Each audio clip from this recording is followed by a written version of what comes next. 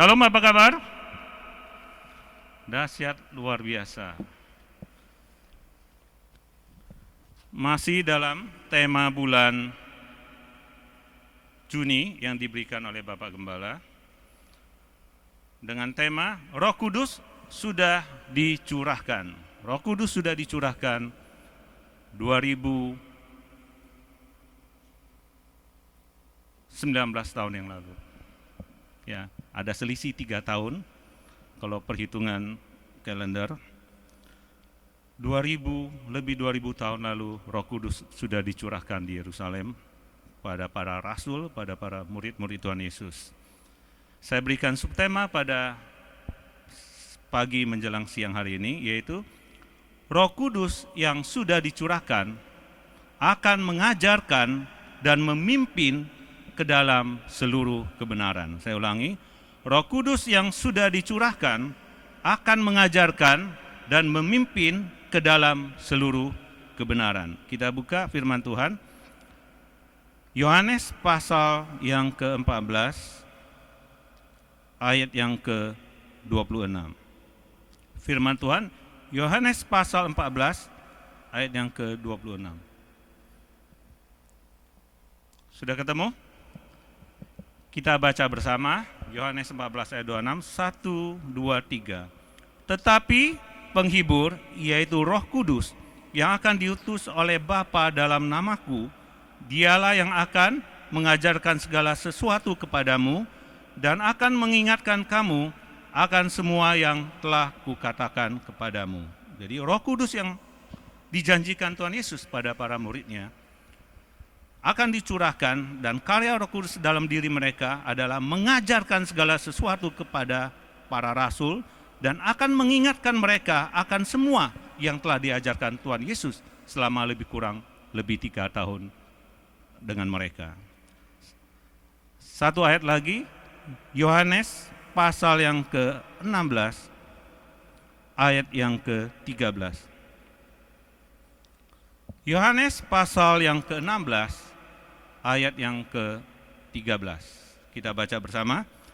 Tetapi apabila Ia datang, yaitu Roh kebenaran, Ia akan memimpin kamu ke dalam seluruh kebenaran, sebab Ia tidak akan berkata-kata dari dirinya sendiri, tetapi segala sesuatu yang didengarnya, itulah yang akan dikatakannya, dan Ia akan memberitakan kepadamu hal-hal yang akan datang. Jadi Roh Kudus yang dijanjikan Tuhan Yesus akan dicurahkan pada para rasul itu, akan mengajarkan mereka segala sesuatu hal dan mengingatkan mereka apa yang telah pernah mereka dengar dari pengajaran Tuhan Yesus selama Tuhan Yesus bersama mereka. Dan di Yohanes pasal 16 ayat 13, Roh itu disebut juga Roh kebenaran yang akan memimpin para rasul ke dalam seluruh kebenaran, bukan sepenggal-sepenggal, sepotong-potong. Seluruh kebenaran dinyatakan kepada para rasul. Dan apa yang terjadi Bapak Ibu, para rasul begitu mengalami pencerahan Roh Kudus di Kisah Rasul pasal 2 yang sudah disaksikan pada khotbah-khotbah sepanjang bulan ini, mereka dipenuhi oleh Roh Kudus, mereka bersaksi, berkhotbah, dan karya Roh Kudus terus bekerja dalam diri mereka. Mereka menuliskan firman Tuhan dalam kitab-kitab Injil, dan mereka mengajarkan segala kebenaran yang mereka peroleh dari Tuhan. Dan banyak ayat di mana pada saat Tuhan Yesus mengajarkan mereka, mereka tidak mengerti. Tetapi setelah kematian, kebangkitan Tuhan Yesus, dan pada saat setelah Roh Kudus dicurahkan, begitu banyak ayat yang menyebutkan, teringatlah mereka bahwa Tuhan Yesus sudah pernah mengatakan kepada mereka seperti itu. Jadi Roh Kudus itu mengajarkan dan mengingatkan kembali apa yang telah Yesus ajarkan kepada mereka. Nah, kita mau lihat apa hubungannya, bagaimana kondisi pencurahan Roh Kudus, karya Roh Kudus pada hidup orang percaya. Kalau dalam hidup para rasul pelayanannya sudah sangat jelas diuraikan dalam kitab-kitab Injil, terutama 2 ayat ini dari Yohanes pasal 16 dan Yohanes pasal 14. Bapak Ibu, saudara-saudari yang terkasih, Sebelum saya uraikan mengenai karya Roh Kudus dalam mengajarkan dan memimpin dalam kebenaran, kita lihat bagaimana janji Tuhan kepada para rasul di Yohanes pasal 14 yang baru kita bacakan. Yohanes pasal 14 ayat yang ke-26 yang kita baca tadi, itu ada dalam perikop di Yohanes pasal 14 ayat 15, Yesus menjanjikan penghibur. Saya akan bacakan sebelum ayat 26 didahului dengan ayat 15. Jikalau kamu mengasihi aku, kamu akan menuruti segala perintahku, dan aku akan meminta kepada Bapa, dan ia akan memberikan kepadamu seorang penolong yang lain, supaya ia menyertai kamu selama-lamanya. Penolong, Parakletos, Roh Kudus, Roh kebenaran, Roh Allah, Roh Kristus itu sendiri. Ada syaratnya Bapak Ibu. Kalau ada kata jika, itu berarti ada syarat. Di antara ayat 15 dan ayat 16 sebenarnya ada kata kai, artinya dan, lalu, maka, kemudian.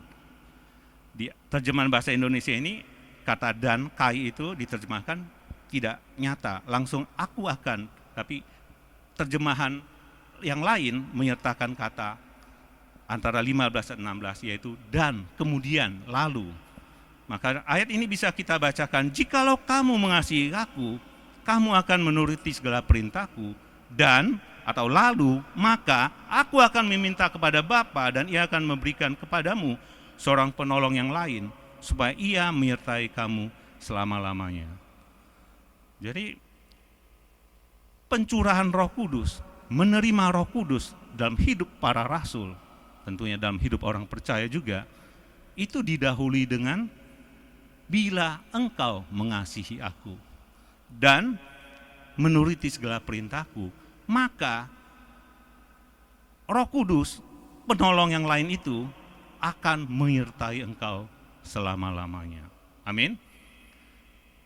Bapak Ibu saudara-saudari yang terkasih, ayat ini bahwa akan syaratnya adalah kasih, itu diulang terus 3 kali sampai pada saat rasul yang lain menanyakan lagi berulang pada Tuhan Yesus, kenapa Tuhan Yesus menyatakan dirinya hanya pada murid, janji Tuhan Yesus. Kenapa Tuhan Yesus gak menyatakan pada orang umum supaya semua orang juga percaya, dipenuhi oleh kebenaran dan bisa menerima kebenaran yang dinyatakan Tuhan Yesus.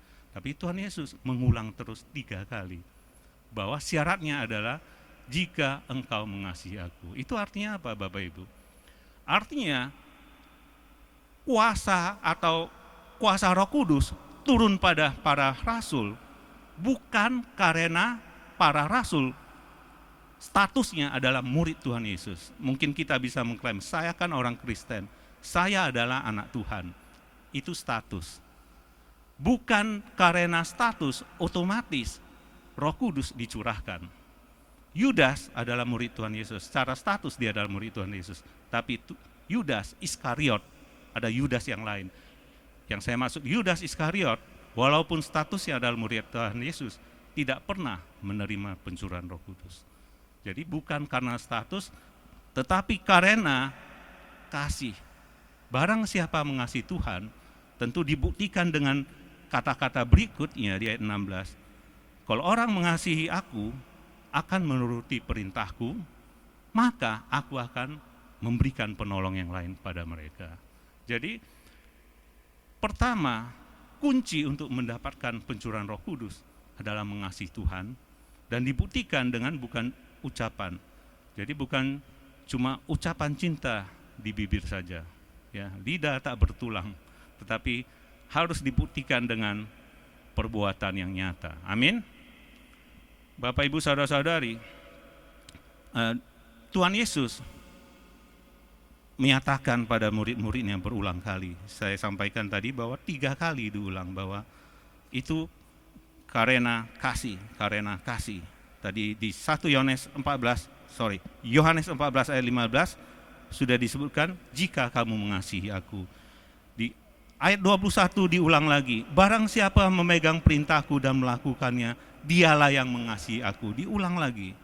Kemudian diulang lagi di ayat 23.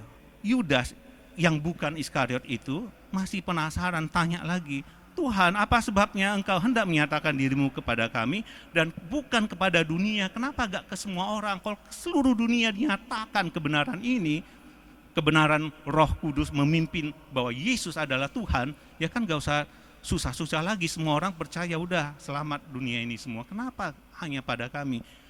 Masih udah 2 kali disebutkan bahwa syaratnya adalah kasih dan melakukan perbuatan perintah Tuhan. Masih penasaran si Yudas yang bukan Iskariot itu menanya lagi. Dan dijawab ulang lagi untuk ketiga kalinya di ayat 23, yaitu jawab Yesus, jika seorang mengasihi aku, ia akan menuruti firmanku, dan Bapakku akan mengasihi dia, dan kami akan datang kepadanya dan diam bersama-sama dengan dia. Roh Kudus yang diminta Tuhan Yesus pada Bapa akan datang dan mendiami orang percaya. Ada di mana pada saat orang percaya dibuktikan dengan mengasihi dan melakukan firman Tuhan, pada saat dia percaya bertobat, maka Roh Kudus sudah mendiami dirinya. Amin. Berbeda manakala karya Roh Kudus yang sudah diam di dalam diri kita terus bekerja membuat kita makin menyerupai Kristus. Ya, di khotbah bulan lalu saya mengatakan bahwa pengajaran yang sesuai Alkitab, dogmatika Betani, bahwa pada seorang percaya, rohnya sudah diselamatkan. Pada saat kita percaya, kita sudah berpindah dari maut pada keselamatan. Di antara waktu itu, kita mengalami pengudusan. Kita bukan orang yang kudus, kita bukan orang benar, tapi kita dibenarkan pada saat kita percaya. Amin. Dan kita diproses. Yesus menerima orang berdosa. Amin. Yesus menerima kita apa adanya, amin. Tapi Yesus tidak pernah membiarkan kita apa adanya. Dia akan memproses kita melalui Roh Kudus yang bekerja dalam diri kita. Makin dikuduskan, makin disembuhkan, makin menyerupai Kristus. Dan pada akhirnya dimuliakan. Itulah keselamatan kekal bersama Tuhan dengan tubuh yang baru, tubuh kemuliaan. Amin. Nah, masalahnya di antara waktu itu, di antara kita sudah diselamatkan secara roh, sampai nanti kedatangan Tuhan yang kedua kali menjemput kita di awan-awan permai, inilah masa yang penentuan itu. Banyak orang percaya selalu mengurusin, memperdebatkan masalah keselamatan. Oh, ini keselamatan bisa murtad atau enggak? Ini sebenarnya kita udah dipilih sebelum dunia dijadikan atau sudah ditentukan. Itu perdebatan terus selama ribuan tahun. Dan perdebatan bagaimana nanti pada saat kedatangan Tuhan yang kedua, bagaimana kitab Wahyu Tuhan Yesus sudah datang dengan kemuliaan apa itu segala macam penafsiran, itu penting, itu bagus. Tetapi penentuan ini loh yang lebih penting, ya. Seperti ilustrasi, keselamatan sudah diberikan, tiket untuk ke surga pada saat kita percaya Tuhan sudah berikan. Amin. Bagaimana kondisi di surga? Bagaimana di sana seperti apa? Pingin tahu terus, pingin menggali terus kapan waktunya segala macam. Tetapi lebih penting, Bapak Ibu, bagaimana menyiapkan kondisi kita untuk masuk ke surga itu. Tiket untuk ke suatu pesta itu gratis, karena sangat mahal keselamatan itu. Tidak bisa kita usahakan, dikasih Tuhan gratis melalui penebusan Tuhan Yesus. Tapi masuk ke pesta, ilustrasi Tuhan harus dengan pakaian pesta. Pakaian pesta itu bukan harus yang mahal seperti apa, tapi yang layak. Bagaimana kita menguduskan diri memakai pakaian pesta itu untuk masuk ke sana. Jadi adalah lebih penting, lebih relevan bagaimana harusnya orang percaya diingatkan terus bahwa itulah yang paling penting. Oke, untuk yang nanti bagaimana kondisi yang akan datang mengenai penafsiran kitab Wahyu itu penting untuk kita ketahui, sangat menarik. Tetapi bagaimana, untuk apa kita tahu itu semua kalau ternyata kita gagal untuk masuk ke situ? Amin. Bapak Ibu saudara-saudari yang terkasih, karya Roh Kudus bekerja dalam orang percaya. Nah, di kisah Yohanes 14 ayat yang berikutnya, tadi saya sudah ada katakan, kuncinya itu mengasihi Tuhan dan melakukan firman-Nya. Maka di ayat 26 Tuhan Yesus mengatakan, penghibur yaitu Roh Kudus yang akan diutus oleh Bapa dalam namaku, Dialah yang akan mengajarkan segala sesuatu, akan memimpin kepada segala kebenaran, dan akan mengingatkan kamu akan semua yang telah kukatakan kepadamu. Di ayat ini disebutkan bahwa Roh Kudus akan mengajarkan segala sesuatu. Tetapi itu apakah Roh Kudus setelah kematian Tuhan Yesus mengajarkan segala sesuatu pada muridnya? Tapi apakah setelah kematian Tuhan Yesus, Roh Kudus terus bekerja mengajarkan? Apakah mengajarkan hal-hal baru mengenai Tuhan Yesus? Hal-hal baru mengenai Allah Bapa? Tidak.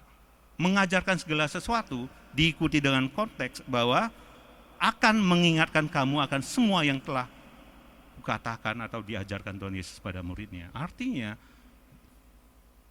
bukan ada hal baru mengenai pengajaran mengenai keilahian Tuhan Yesus, tetapi makin melengkapi, makin mendalami lagi, menjelaskan lebih rinci lagi untuk orang percaya mengerti. Jadi di sini konteks mengajarkan segala sesuatu pada para murid itu lebih ke bagaimana memberikan inspirasi pada saat para murid setelah pasca kematian Tuhan Yesus, mereka dipenuhi Roh Kudus, mereka mengajar, bernubuat, mengkhotbahkan kebenaran dengan luar biasa, mempertawakan orang dan meneruskan pengajaran Tuhan, bukan cuma dari lisan tetapi menulis firman Tuhan itu. Rasul Petrus menulis 1-2 Petrus, Yohanes menulis kitab Yohanes, Injil Yohanes, menuliskan 1-2 Yohanes. Para murid begitu luar biasa. Maka Bapak Ibu saudara-saudari, dalam pengajaran firman Tuhan mengenai menguraikan kebenaran, bagaimana Roh Kudus berkarya, itu ada doktrin yang menyebutkan bahwa inspirasi dan iluminasi. Inspirasi itu diambil dari kitab 2 Timotius pasal 3 ayat 16. Saya akan bacakan kepada Bapak Ibu. 2 Timotius pasal 3 ayat 16. Segala tulisan yang diilhamkan Allah memang bermanfaat untuk mengajar, untuk menyatakan kesalahan, untuk memperbaiki kelakuan, dan untuk mendidik orang dalam kebenaran. Segala tulisan, terjemahan yang lebih tepat, segala isi Alkitab. Jadi pada saat itu belum ada perjanjian baru, masih berita lisan dari mulut ke mulut. Maka Timotius, surat pada Timotius oleh Rasul Petrus sudah menuliskan bahwa semua tulisan diilhamkan Allah, itu menyangkut perjanjian lama, dan menyangkut juga nanti inspirasi oleh Roh Kudus memimpin setelah Roh Kudus dicurahkan pada para rasul. Mereka bukan cuma berkhotbah mengajar, mereka menuliskan firman Tuhan dari inspirasi. Di 2 Timotius ayat 16 dikatakan yang diilhamkan, diinspirasikan oleh Allah. Ya, saya pernah kalau di pengajaran Som, ayat ini diilhamkan ini atau diinspirasikan, itu bukan ada ilham ya, cari ilham, mau menulis lagu, saya pergi ke tepi danau, saya cari ilham, tiba-tiba dapat ilham inspirasi, bukan. Kata ini mengandung makna dari bahasa aslinya theopneustos. Theo Allah, pneustos roh, dihembuskan. Jadi pada saat para rasul menuliskan firman Tuhan, kitab perjanjian baru, itu ada roh Allah menghembuskan, theopneustos. Jadi bukan ilham yang seperti kita cari ilham inspirasi, entah dari mana datang, di bawah pohon atau di tepi danau, bukan itu. Artinya Roh Kudus lah yang menggerakkan apa yang akan dituliskan oleh para rasul.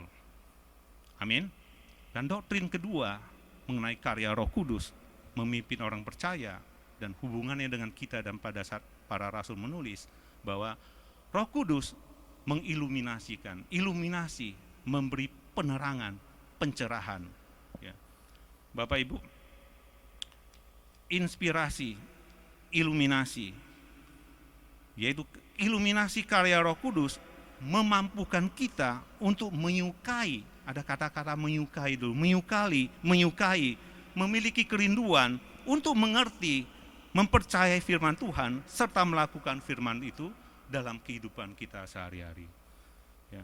Jadi kalau inspirasi itu terjadi pada saat karya Tuhan memberikan hembusan nafasnya melalui rohnya yang kudus, memampukan orang-orang menuliskan firman Tuhan. Dan itu berhenti, kanon sudah lengkap, hanya terbatas pada rasul menulis sampai kitab Wahyu.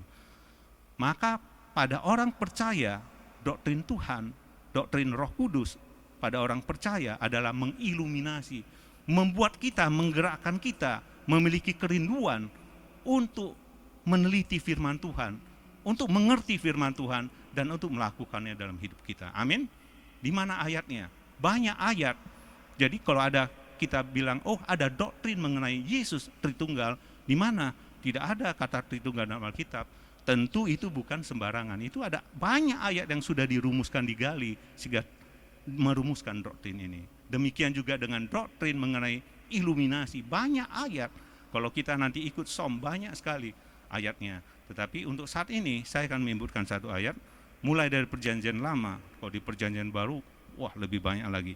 Mazmur 1, ayat 1 sampai 2. Mungkin ayat ini begitu sering kita baca, tapi kita pahami dalam terang iluminasi oleh Roh Kudus. Mazmur pasal 1, ayat 1 dan 2 saya bacakan untuk Bapak Ibu. Perikopnya jalan orang benar dan jalan orang fasik. Berbahagialah orang yang tidak berjalan menurut nasihat orang fasik, yang tidak berdiri di jalan orang berdosa, dan yang tidak duduk dalam kumpulan pencemooh.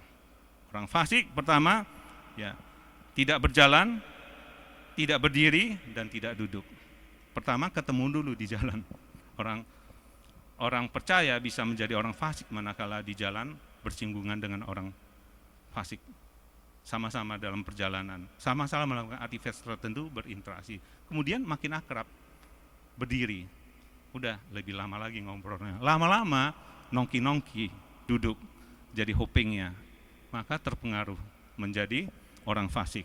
Maka Tuhan mengatakan hati-hati ya, jangan berjalan, jangan berdiri, dan jangan duduk. Ayat kedua, tetapi orang yang tidak menuruti nasihat orang fasik, yaitu orang yang percaya akan berbahagia, di ayat kedua, tetapi yang kesukaannya ialah Taurat Tuhan, dan yang merenungkan Taurat itu siang dan malam. Orang yang percaya, orang yang dikuasai oleh Roh Kudus akan menggerakkan dia untuk menyukai firman Tuhan, memiliki kerinduan untuk mengerti firman Tuhan. Mungkin dengan jalannya waktu, mungkin usia, pada saat kita muda, sekolah, berumah tangga, mengejar karir, ya mungkin yang selalu dipikirkan dalam diri kita, gimana ini supaya dapat uang ini, untuk bagaimana saya mau menyiapkan ini, untuk mau menikah, misalkan yang mau menikah ini. Ada yang paling di deretan depan, mungkin lagi memikirkan itu. Ada yang setelah punya keluarga, anak sudah mulai besar, yang dipikirkan gimana ini biaya sekolah segala macam. Anak sudah mulai besar, pikirkan gimana kuliah ini makin mahal.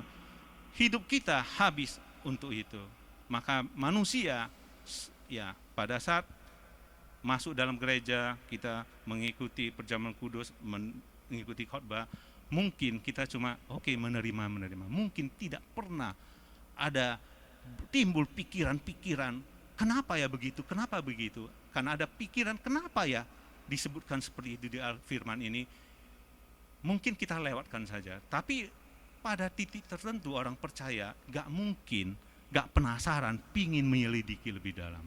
Karena firman Tuhan itu memang kalau mau disederhanakan, diterima dengan sederhana, oke.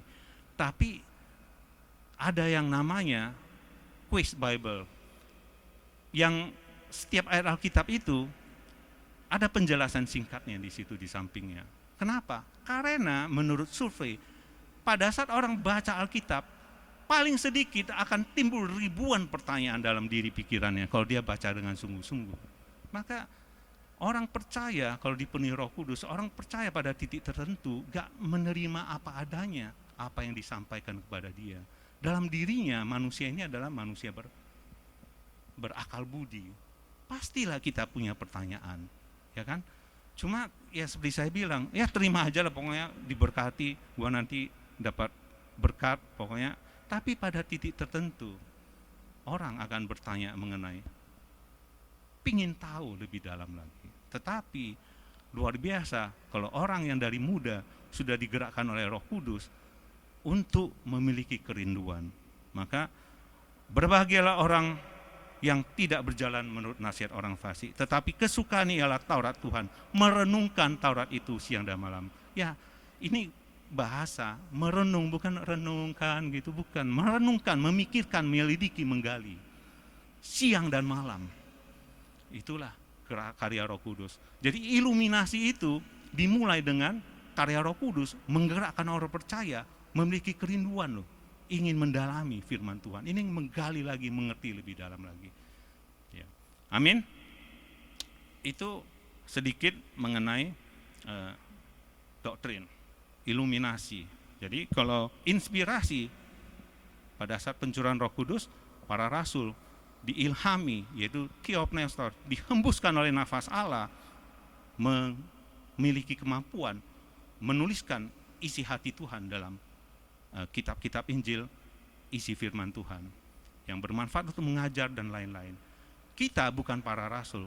Jangan pernah ada orang yang mengklaim bahwa saya mendapatkan ilham, theopneustos, saya dihembuskan oleh Roh Kudus, saya menulis firman Tuhan. Inilah firman Tuhan yang saya dapatkan. Kitab Wahyu mengatakan, jangan ada yang menambahkan, jangan ada yang mengurangi. Kanon sudah ditutup, sudah lengkap firman Tuhan. Dan di Injil yang lain disebutkan, kalau itu semua mau ditulis apa yang Tuhan Yesus kerjakan, maka tulisan itu mungkin akan penuh sampai tidak ada lagi tempat untuk mengisinya. Artinya banyak sekali, tetapi sudah cukup. Hal-hal penting mengenai keselamatan dan lain-lain sudah lebih dari cukup. Tuhan melalui para rasul diilhami untuk menulisnya. Giliran kita sekarang Bapak Ibu, yaitu mendapatkan iluminasi penerangan oleh Roh Kudus. Maka saya mau katakan sangat aneh manakala orang mengklaim sudah menerima pencurahan Roh Kudus, tapi sedikit pun tidak pernah digerakkan hatinya untuk berusaha menggali. Ya, mungkin dengan dengan ada semacam moto atau credo yang kita agak mengerti, kita walaupun tidak mengerti kita percaya. Mungkin pernah ada suatu waktu ada yang mengajarkan seperti itu. Tadi di masa pencerahan orang mulai memakai logikanya untuk menafsirkan firman Tuhan. Pada zaman dulu, saya mau katakan pada abad ke-8, firman Tuhan, Alkitab tidak boleh sembarangan diterjemahkan. Tidak ada terjemahan dalam bahasa Inggris, apalagi dalam bahasa Indonesia, apalagi dalam bahasa Nias. Ya. Orang yang berani menerjemahkan hukumannya penggal kepala atau dibakar hidup-hidup. Hanya gereja yang berkuasa menerjemahkan. Dan pada saat itu gereja di Roma hanya memberikan kuasa untuk menerjemahkan ke dalam bahasa Latin. Karena orang Roma memakai bahasa Latin. Nah, tetapi abad pencerahan, reformasi gereja bergulir. Orang menggali, meneliti Alkitab, menerjemahkan, menafsirkan dengan logikanya, sehingga orang mempunyai credo, aku mengerti, tapi aku tidak percaya. Kalau dulu, walau aku gak mengerti, aku percaya. Gak ngerti, pokoknya apa yang disampaikan oleh pimpinan gereja, ada uskup, ada pastor, maka itu yang kita dengar. Kita gak tahu firman Tuhan, kita gak bisa baca, karena hanya mereka yang mengerti dan membaca. Maka dulu di abad ke-8, walaupun aku tidak mengerti, aku percaya. Kalau aku gak mau percaya, aku bisa dipenggal atau dikucilkan atau diusir dari gereja. Tapi abad pencerahan, orang menafsirkan Alkitab seenak-enaknya dengan logika dia, maka aku mengerti, yang kamu sebutkan itu aku mengerti semua. Aku sudah menggali firman Tuhan, aku sudah menggali bahasa aslinya, tapi aku tidak percaya. Itu cuma omong kosong semua.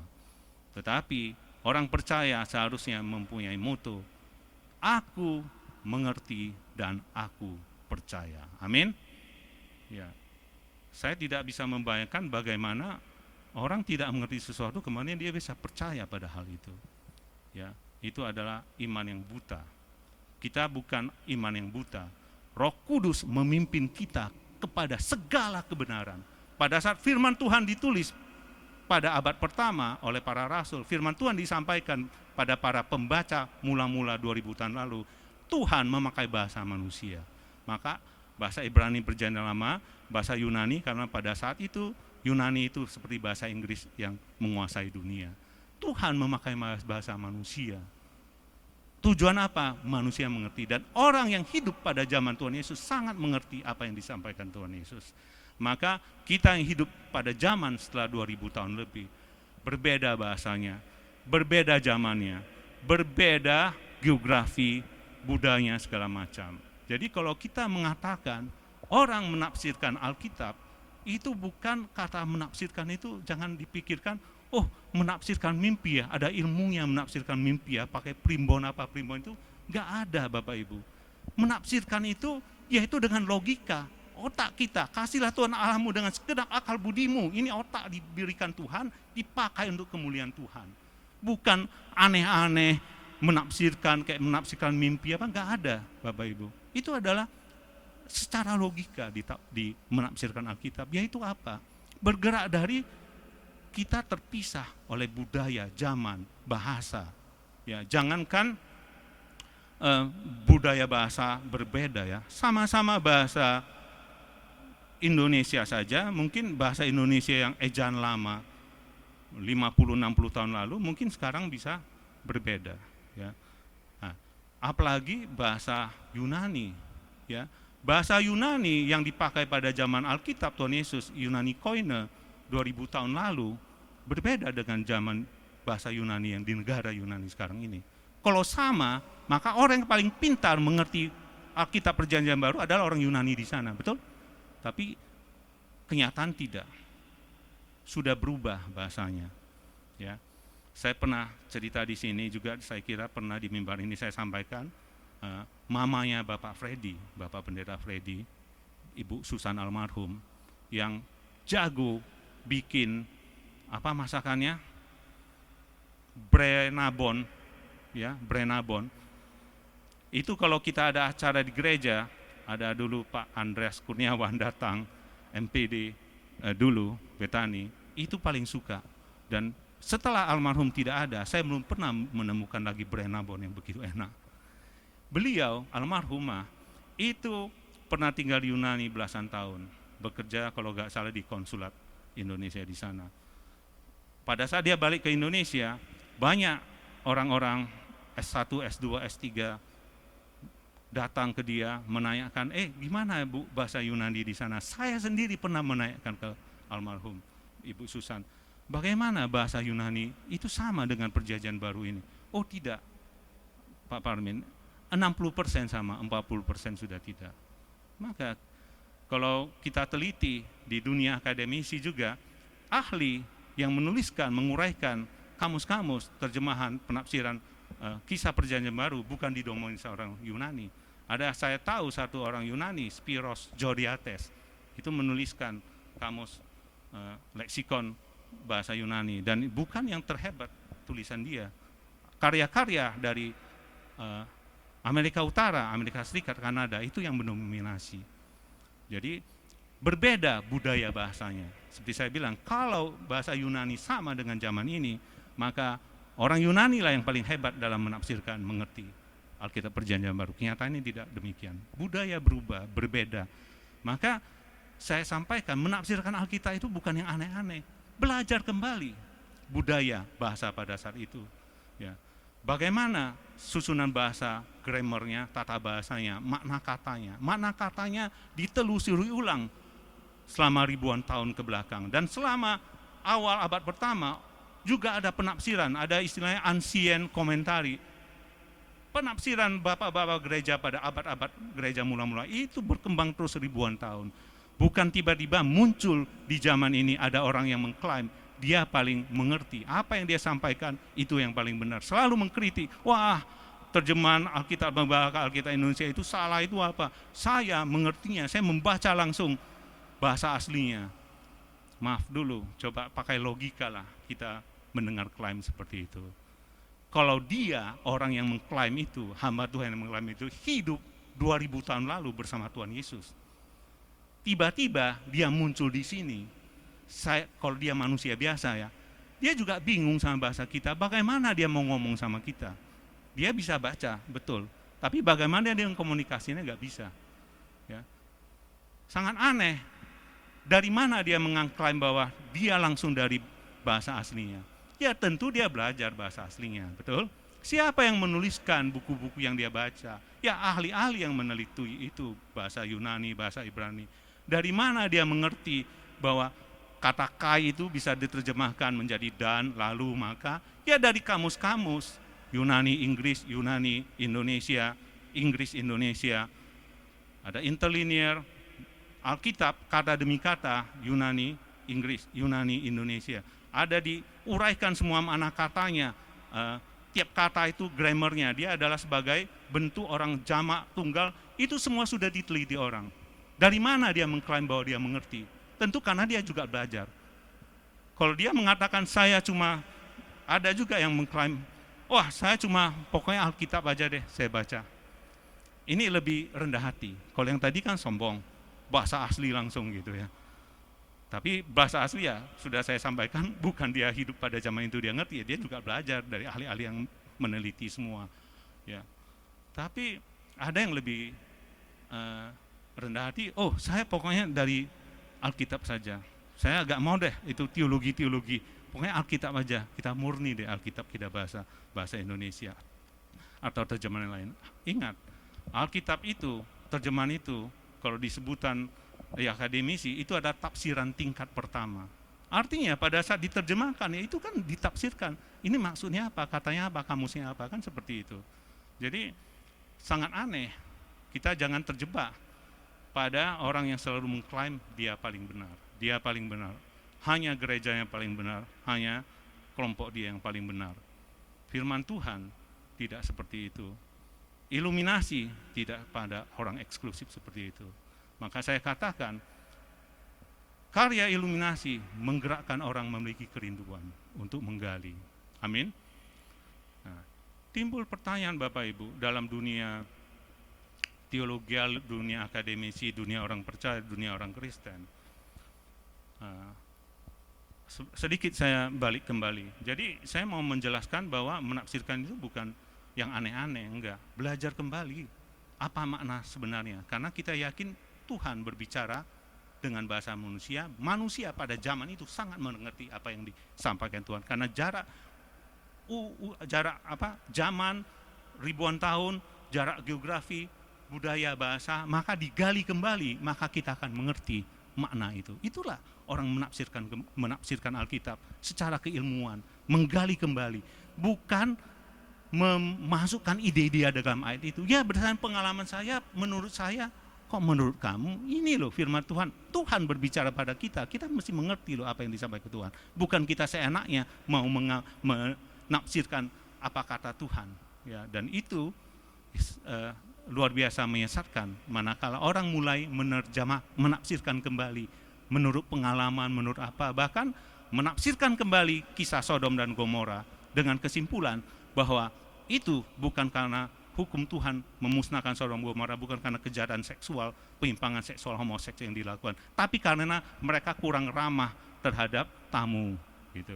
Kan ngaco sekali. Dan mereka jelas menyebutkan bahwa metode penafsiran mereka adalah, ayo kita baca ulang bersama-sama dalam berbagai pengalaman, berbagai latar belakang, termasuk para feminisme segala macam. Ayo kita gali kembali. Itu sangat menyesatkan Bapak Ibu. Firman Tuhan bukan kita yang menentukan maknanya, tapi makna itu ditentukan oleh makna sebenarnya pada saat firman itu ditulis. Jadi penafsiran bukan yang aneh-aneh, itu berdasarkan akal budi yang Tuhan berikan, dan tidak berbeda pada saat orang menggali ilmu-ilmu yang lain, berdasarkan akal budi yang Tuhan berikan pada kita. Amin. Ya, saya lanjutkan sedikit mengenai pokok ini. Kalau begitu, kalau orang sudah menggali firman Tuhan, kenapa hasil tafsiran bisa berbeda-beda? Mengapa bisa berbeda pendapat orang? Sama-sama orang yang orang hamba Tuhan yang setia, bukan yang menyeleweng macam-macam hidupnya. Sama-sama orang benar, sama-sama orang kudus, sama-sama berpendidikan, sama-sama mengerti bahasa asli, belajar menggali, tapi hasil tafsir yang berbeda. Saya mau mengatakan Bapak Ibu bahwa hal-hal yang pokok tidak ada keraguan. Yesus adalah Tuhan, sudah sangat jelas. Kecuali punya ingin memelintir firman Tuhan sebagai antikristus. Ya. Jadi tidak usah khawatir. Ada perbedaan pun itu bukan hal yang pokok. Dan itu malah memperkaya kemungkinan dua-duanya ada kebenaran. Tetapi bagaimana kita mempersatukan, mengharmonisasikannya, itu adalah keterbatasan kita. Tapi untuk hal yang pokok, hal yang penting, kalau orang menggali sesuai dengan terang firman Tuhan, sesuai dengan tuntunan Roh Kudus, saya kira tidak pernah ada yang salah. Tapi timbul lagi pertanyaan, orang itu begitu luar biasa mengerti. Seperti saya katakan, saya mengerti, tapi saya gak mau percaya. Ya. Maka itu bukan iluminasi. Ya. Iluminasi, saya bilang dia sudah memiliki kerinduan dan Roh Kudus menuntun dia kepada segala kebenaran. Mungkin secara keilmuan dia meneliti, dia bisa mendapatkan, tetapi dia tidak pernah punya iman untuk percaya. Dan Bapak Ibu Saudara-saudari, banyak ahli seperti itu di Barat, sangat menguasai. Dan bahkan ya, kalau kita sampaikan bahwa seperti saksi Jehovah, mereka juga begitu ahlinya, bisa berdebat dengan kita isi firman Tuhan, tapi mereka tidak pernah mau percaya bahwa Yesus adalah Allah. Karena mereka tidak digerakkan oleh Roh Kudus untuk memiliki kerinduan, sehingga mereka tidak pernah dipimpin oleh Roh Kudus dalam segala kebenaran. Dan apa yang terjadi? Mereka menerjemahkan ulang semua ayat-ayat mengenai keilahian Tuhan Yesus dipelintir, seolah-olah Yesus adalah lebih rendah derajatnya dari Allah Bapa, dan Yesus yang seharusnya pencipta dipelintir menjadi adalah ciptaan. Ya, itu jelas. Walaupun ahli mereka nanti berdebat dengan kita, tapi mereka bukan mendapatkan ilham dari Roh Kudus. Amin. Ya, jadi kembali Bapak Ibu, saya merangkum bahwa karya Roh Kudus pada orang percaya pada saat kita dicurahkan oleh Roh Kudus. Kalau kita dapat karunia berbahasa lidah, kita bisa dapat karunia berkata-kata, karunia yang sangat banyak diberikan pada kita. Tapi ingatlah bahwa Roh Kudus yang dicurahkan di ayat yang kita baca tadi akan menggerakkan kita memiliki kerinduan untuk mendalami, mengerti firman Tuhan. Amin. Dan kalaupun ada keterbatasan kita terhadap akses literatur yang dibutuhkan untuk kita mengerti, saya sih mengilustrasikan seperti ini. Kalau pada saat orang tidak punya uang, keterbatasan mengakses vitamin-vitamin, obat-obatan yang mahal pada saat COVID, tapi tetap survive. Karena apa? Karena Tuhan berkuasa, berdaulat. Tapi tentu apa yang ada yang masker kain dia pakai, mematuhi prokes. Tuhan juga, kehendak Tuhan juga diluputkan. Amin. Tapi kalau orang walaupun dengan kuasanya mau meminum obat dengan fasilitas kesehatan secanggih apapun, kalau Tuhan mengkehendaki dia tidak melewati pandemi ini, dia juga tidak akan melewatinya dengan selamat. Itu adalah kuasa Tuhan. Tetapi jangan kita mencobai Tuhan dengan ada orang yang tidak mau belajar. Dia menyebutkan dengan satu ayat 1 Yohanes 2 ayat 27. Janganlah kamu sudah punya urapan dari Roh Kudus. Karena itu kamu gak perlu lagi diajar oleh orang lain. Kalau ada memakai ayat itu sehingga menolak pengajaran, itu salah dia menafsirkan. Di ayat sebelumnya jelas itu menyangkut pada antikristus, pada pengajar-pengajar palsu. Jadi kamu tidak perlu diajar orang lain. Orang lain konteksnya itu adalah pengajar palsu, orang yang mengajarkan hal-hal mengenai antikristus, orang dari antikristus menyangkali keilahian Tuhan Yesus. Tetapi jelas para rasul, bahkan Tuhan mengatakan, pergilah, beritakanlah Injil, baptislah mereka dan ajarkanlah mereka segala sesuatu yang telah aku perintahkan kepadamu. Jadi pengajaran itu adalah amanat agung dari Tuhan. Jangan mencobai Tuhan dengan mengatakan bahwa hanya saya berdoa biar Roh Kudus yang mengajar saya. Hanya karena malas belajar memakai kata-kata seperti itu. Sama dengan orang, ya mungkin karena pelit ya. Kalau orang yang tidak punya uang beli obat, saya kira dia berdoa, Tuhan berkuasa dia sembuh. Tapi jangan gara-gara malas pergi ke apotek, malas keluarkan uangnya untuk beli obat vitamin yang berkualitas, tapi kalau untuk makanan enak sangat mau mengeluarkan uang, kemudian mengatakan gak usah berobat lah, kita berdoa saja. Ya itu namanya mencobai Tuhan. Ya, bukan karena saya tukang produksi obat loh, saya katakan seperti itu, Bapak Ibu.